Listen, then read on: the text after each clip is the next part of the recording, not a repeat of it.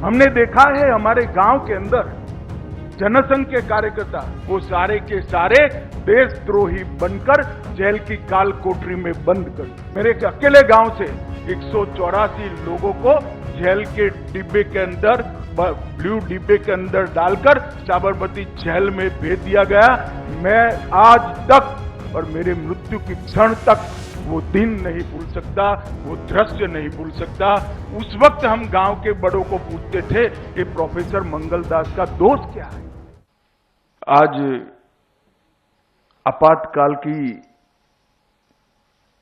पूर्व संध्या की 50वीं बरसी है और इस 50वीं बरसी पर यहां पर एक कार्यक्रम का आयोजन श्यामा प्रसाद मुखर्जी न्यास ने रखा है। कई लोगों के मन में सवाल आता है कि 50 साल के पहले जो हुआ इसकी चर्चा कर आज क्या करेंगे। जब मोदी जी ने तय किया 11 जुलाई 24 को कि 25 जून को संविधान हत्या दिन के रूप में मनाया जाएगा, तब भी ये सवाल बार बार उठता था। और चूंकि ये नोटिफिकेशन गृह मंत्रालय से आया था, मुझे भी व्यक्तिगत रूप से कई वरिष्ठ पत्रकारों ने सवाल पूछा था, मगर मैं मानता हूं कि आज का दिन इस संगोष्ठी के लिए सबसे उचित दिन है, क्योंकि अच्छे या बुरे किसी भी प्रकार की राष्ट्रीय घटना के जब 50 साल पूरे होते हैं तो समाज जीवन के अंदर इसकी याददाश्त धुंधली हो जाती और आपातकाल जैसी लोकतंत्र की नींव हिलाने वाली की घटना,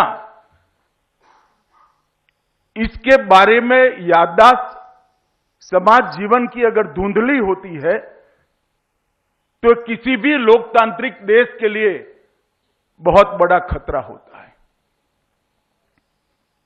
क्योंकि लोकतांत्रिक भाव और तानाशाही ये दो मन के दो भाव हैं। इसको आप व्यक्ति से मत जोड़िए।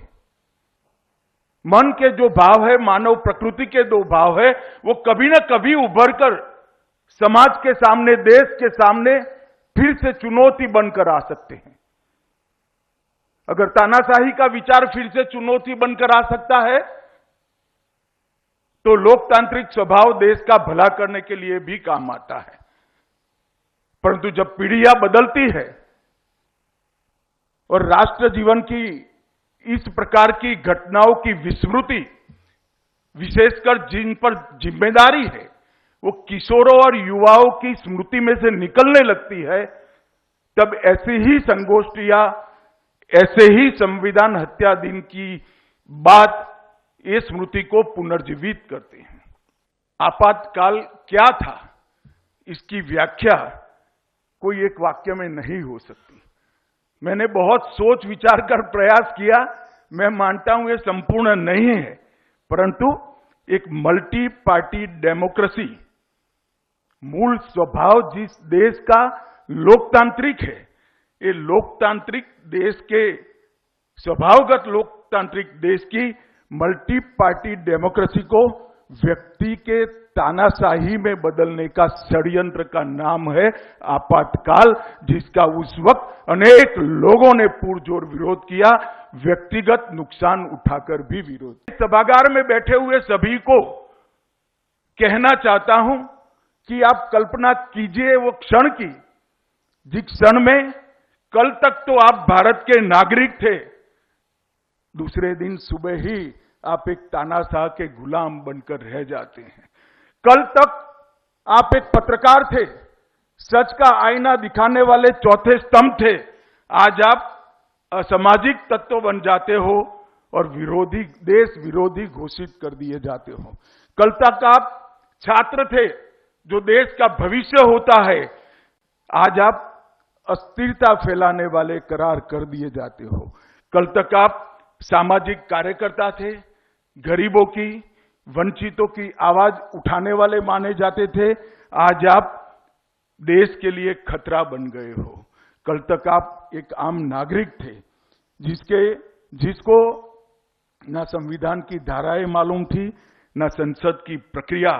आज आप काल कोठरी के अंदर जेल में डाल दिए जाते हो।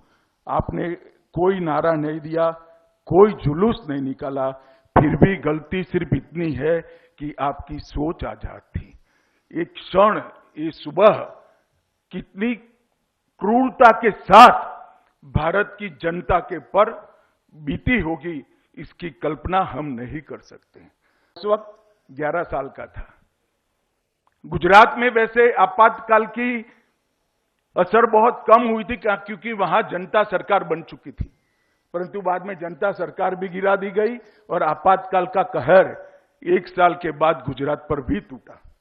हमने देखा है हमारे गांव के अंदर जनसंघ के कार्यकर्ता, संघ के स्वयंसेवक, कई संस्था कांग्रेसी, समाजवादी, सर्वोदयी, कई प्रकार के लोग जो अपनी अपनी विचारधारा के आधार पर भारत के नवनिर्माण की गति को, पुनर्निर्माण की दिशा को तय करने में लगे थे, वो सारे के सारे देशद्रोही बनकर जेल की काल कोठरी में बंद कर दिए। मेरे अकेले गांव से, छोटा गांव है मेरा साहब, मेरे अकेले गांव से 184 लोगों को जेल के डिब्बे के अंदर, ब्लू डिब्बे के अंदर डालकर साबरमती जेल में भेज दिया गया।